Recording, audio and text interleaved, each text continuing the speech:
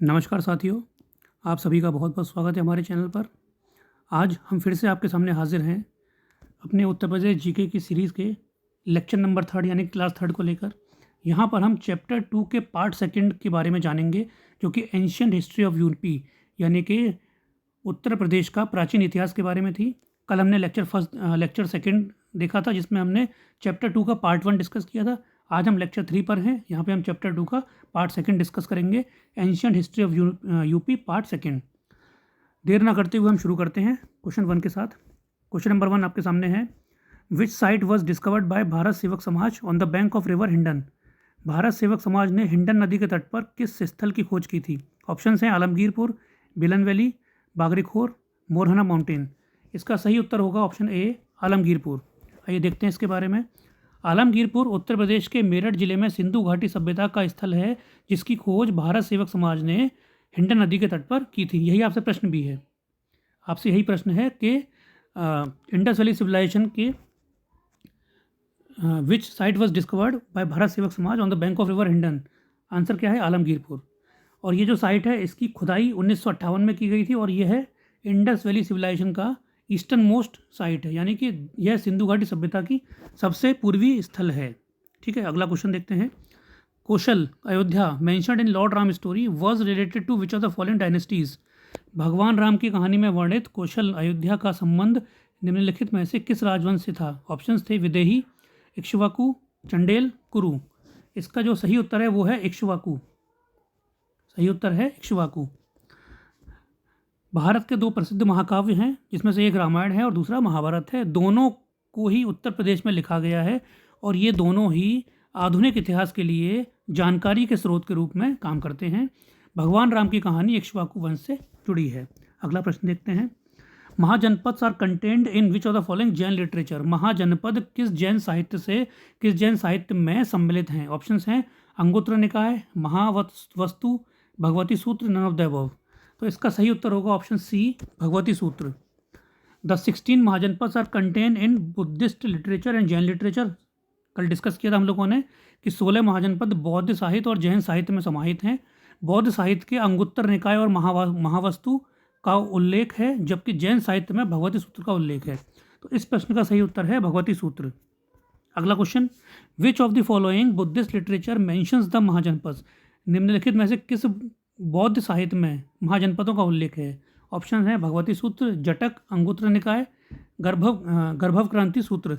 तो अभी हमने पिछले क्वेश्चन में देखा कि जो बौद्ध लिटरेचर की बात आ रही तो वहाँ पे अंगुत्र निकाय और महावस्तु थे। तो इसका सही उत्तर क्या होगा? Option C, अंगुत्र Nikaya. Anguttara Nikaya mentions the presence of 16 Mahajanapadas in ancient India. The Mahajanapadas emerged at the beginning of 6th century BC. The use of iron tools in agriculture facilitated the expansion of agriculture and the emergence of Mahajanapadas from Janapadas. महाजनपदों का उदय 6ठी शताब्दी ईसा पूर्व की शुरुआत में हुआ। कृषि में लोहे के औजारों के उपयोग से कृषि का विस्तार हुआ और जनपदों से महाजनपदों का उदय हुआ। और इस प्रश्न का सही उत्तर क्या हुआ? अंगुत्र निकाय। अगला question, during the period of Mahajanapada Mathura was the capital of. Mahajanapada काल में मथुरा किसकी राजधानी थी? ऑप्शंस हैं कुरु, वत्स, काशी, शूरसेन। सही उत्तर option D, Shurasena. The Mahajanapads were the 16 kingdoms that existed between 6th to 4th century BC in northern ancient India. महाजनपद 16 राज्य थे जो उत्तरी प्राचीन भारत में 6ठी से लेकर 4वीं शताब्दी ईसा पूर्व के बीच अस्तित्व में थे। शूरसेना महाजनपद मोटे तौर पर आज के उत्तर प्रदेश, हरियाणा और राजस्थान के ब्रज क्षेत्र से मेल खाता है। इट हैड मधुरा और मथुरा एज इट्स कैपिटल। इसकी राजधानी क्या थी? मथुरा थी। अगला question, during the Mahajanapada period the capital city of Kaushal was. Mahajanapada काल के दौरान कौशल की राजधानी क्या थी? साकेत, श्रावस्ती, साकेत और श्रावस्ती दोनों, या फिर दोनों में से कोई नहीं। सही उत्तर होगा ऑप्शन सी, साकेत और श्रावस्ती दोनों। ठीक है, महाजनपद कौशल की 2 राजधानियाँ थीं, ये साकेत और श्रावस्ती थे। कौशल का विस्तृत क्षेत्र अवध था। साकेत और श्रावस्ती दोनों उत्तर प्रदेश में हैं। श्रावस्ती एक प्राचीन भारतीय शहर था और गौतम बुद्ध से संबंध रखता था। Shravasti was the ancient Indian city and was also one of the famous and largest cities during the Gautam Buddha region. Kosala extended area was Awadh. Both Saket and Shravasti lies in Uttar Pradesh. और महाजनपद कौशल has two capitals. These are Saket and Shravasti. तो इस प्रश्न का सही उत्तर हुआ option C, both A and B, यानी कि कौशल की राजधानी श्रावस्ती भी थी और साकेत भी थी। अगला प्रश्न देखते हैं। विच of the following sacred Buddhist place is situated on the banks of river Niranjana? निम्नलिखित में से कौन सा पवित्र बौद्ध स्थल निरंजना नदी के तट पर स्थित है? ऑप्शन हैं बोध गया, कुशीनगर, लुम्बिनी, श्रावस्ती। सही उत्तर होगा option A, Bodh Gaya. Lord Buddha the founder of Buddhism left his home to become ascetic at the age of 29 years. बौद्ध धर्म के संस्थापक भगवान बुद्ध ने 29 वर्ष की आयु में सन्यासी बनने के लिए अपना घर छोड़ दिया। वह निरंजना नदी के तट पर स्थित बोध गया के लिए रवाना हुए, जहाँ एक पीपल के पेड़ के नीचे उन्हें निर्वाण या ज्ञान प्राप्त हुआ। ठीक है, तो आपसे प्रश्न पूछा गया कि इनमें से पवित्र बौद्ध स्थल, कौन सा पवित्र बौद्ध स्थल निरंजना नदी के तट पर स्थित है? ऑप्शन करेक्ट है, आंसर ए, बोध गया। Eight which of the following places Ashoka did not go for pilgrimage? निम्नलिखित में से किस स्थान पर अशोक तीर्थ यात्रा के लिए नहीं गया था? अशोक तीर्थ यात्रा के लिए नहीं गया था। ऑप्शन ए है अयोध्या हरिद्वार, ऑप्शन बी है गया और कुशीनगर, ऑप्शन सी है लुम्बिनी और कपिलवस्तु, ऑप्शन डी है सारनाथ और श्रावस्ती। इसका सही उत्तर है option A, Ayodhya and Haridwar. Kushinagar, Lumbini and Bodh Gaya are listed as pilgrimage centres of Buddhism. Ashoka visited the Holy Lands in 234 BC and also built a स्तूप. कुशीनगर, लुम्बिनी और बोध गया को बौद्ध धर्म के तीर्थस्थलों के रूप में सूचीबद्ध किया गया है. अशोक ने 234 ईसा पूर्व में पवित्र भूमि का दौरा किया और एक स्तूप भी बनवाया. अशोक द्वारा भ्रमण किए गए तीर्थ स्थानों की सूची में अयोध्या शामिल नहीं है. Ayodhya is not included in the list of pilgrimage places visited by Ashok. तो इस प्रश्न का सही उत्तर क्या होगा? ऑप्शन ए, अयोध्या और हरिद्वार. अगला question, who took Ashoka's pillar inscription of Topra and Meerut to Delhi? Alauddin Khilji, Firoz Shah Tughlaq, Muhammad Ghori, Sikandar Lodi. सही उत्तर होगा ऑप्शन बी, फिरोज शाह तुगलक. अशोक मौर्य वंश के महान शासक और चंद्रगुप्त मौर्य के पोते थे. अशोक के पिता बिंदासुर थे. बिंदासुर ब्राह्मण धर्म से संबंधित थे और बाद में उन्होंने खुद को बौद्ध धर्म में परिवर्तित कर लिया था. अशोक के शिलालेख भारत में सबसे पहले लिखित शिलालेख थे. ये सब आपको एक्स्ट्रा फैक्ट्स दिए जा रहे हैं. और अब आते हैं प्रश्न के उत्तर के बारे में. तो तुगलक वंश के फिरोज शाह तुगलक द्वारा टोपरा और मेरठ के शिलालेख को दिल्ली स्थानांतरित कर दिया गया था. तो किसने किया था? फिरोज शाह तुगलक ने. ठीक है, अगला question, the last ruler of Gahadavala dynasty was? Gahadavala वंश का अंतिम शासक कौन था? यशोवर्मन, यशोविग्रह, गोविंद चंद्र, जयचंद्र. सही उत्तर है option D, Jayachandra. Jayachandra, the last powerful king of the dynasty, faced a great invention under Muhammad of Ghor and his slave commander Qutubuddin Aibak. राजवंश के अंतिम शक्तिशाली राजा जयचंद्र को घोर के मोहम्मद और उनके गुलाम कमांडर कुतुबुद्दीन ऐबक के अधीन गौरी आक्रमण का सामना करना पड़ा. He was defeated and killed at the battle of Chandawar in 1194. 1194 में चंदावर की लड़ाई में वह हार गया और मारा गया. तो इस प्रश्न का सही उत्तर क्या है? जयचंद्र. प्रश्न क्या था? Who was the last ruler of Gahadavala dynasty? Gahadavala वंश का अंतिम शासक कौन था? उत्तर है जयचंद. जयचंद को किसने हराया था? जयचंद को मोहम्मद ऑफ गौर और उसके स्लेव कमांडर कुतुबुद्दीन ऐबक ने. Pushyamitra Shunga made his capital eight? Pushyamitra Shunga ने अपनी राजधानी कहाँ बनाई? ऑप्शन हैं राजगृह, विदिशा, पाटलिपुत्र, कन्नौज. सही उत्तर option B, Vidisha. The famous Shung dynasty was Indian ancient dynasty from Magad, who was founded or established by Pushyamitra Shung in 185 BC. 185 ईसा पूर्व में स्थापना की गई थी किसकी? प्रसिद्ध शुंग राजवंश. मगध का प्राचीन राजवंश था जिसकी स्थापना पुष्यमित्र शुंग द्वारा 185 ईसा पूर्व में की गई थी. विदिशा, जो कि मध्य प्रदेश का एक शहर है, शुंग राजवंश की राजधानी थी. अब कुछ एक्स्ट्रा फैक्ट्स आपको देते हैं. Famous monuments of Shunga dynasty are Sanchi Stupa, Nashik Chaitya, Amaravati Stupa. तो ये क्या है, famous monuments of Shunga dynasty. तो इस प्रश्न का उत्तर आपके पास क्या है? इस प्रश्न का उत्तर है ऑप्शन बी, विदिशा। अगला प्रश्न देखते हैं। Kannauj was known as at the time of Harshvardhan. Harshvardhan के समय कन्नौज को किस नाम से जाना जाता था? महोदय श्री, माजा नगरी, बुद्ध नगरी, हर्षास नगरी। सही उत्तर है इसका ऑप्शन ए, महोदय श्री। हर्षवर्धन, जिसको हर्ष के नाम से भी जानते थे, was a member of Vardhan dynasty.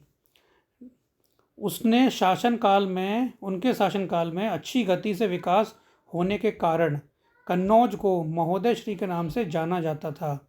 यह सम्राट हर्षवर्धन की राजधानी थी। ठीक है, कन्नौज किसकी राजधानी थी? सम्राट हर्षवर्धन की। कन्नौज को किस नाम से जानते थे? महोदय श्री के नाम से। क्यों? Because of developments taking place at good pace. अगला प्रश्न, at which of the following places Harshvardhan organised Buddha Congress.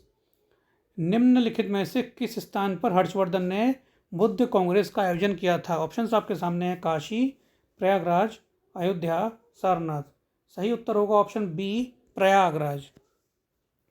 प्रख्यात बौद्ध विद्वानों और भिक्षुओं को एक साथ लाने के लिए हर्षवर्धन ने प्रयाग, जिसे इलाहाबाद या प्रयागराज के नाम से भी जाना जाता है, उसमें बौद्ध महासम्मेलन का आयोजन किया। वर्तमान उत्तर प्रदेश में स्थित प्रयाग गंगा, यमुना और पौराणिक सरस्वती नदियों के संगम के रूप में अत्यधिक धार्मिक और ऐतिहासिक महत्व रखता है।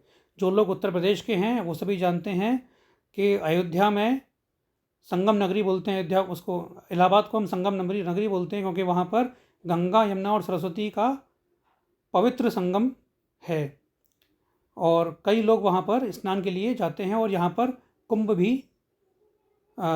कुंभ का मेला भी लगता है, जो कि बहुत ज़्यादा फेमस है और बहुत दूर दूर से साधु लोग, बहुत दूर दूर से आम जनता उस मेले में हिस्सा लेने के लिए आती है।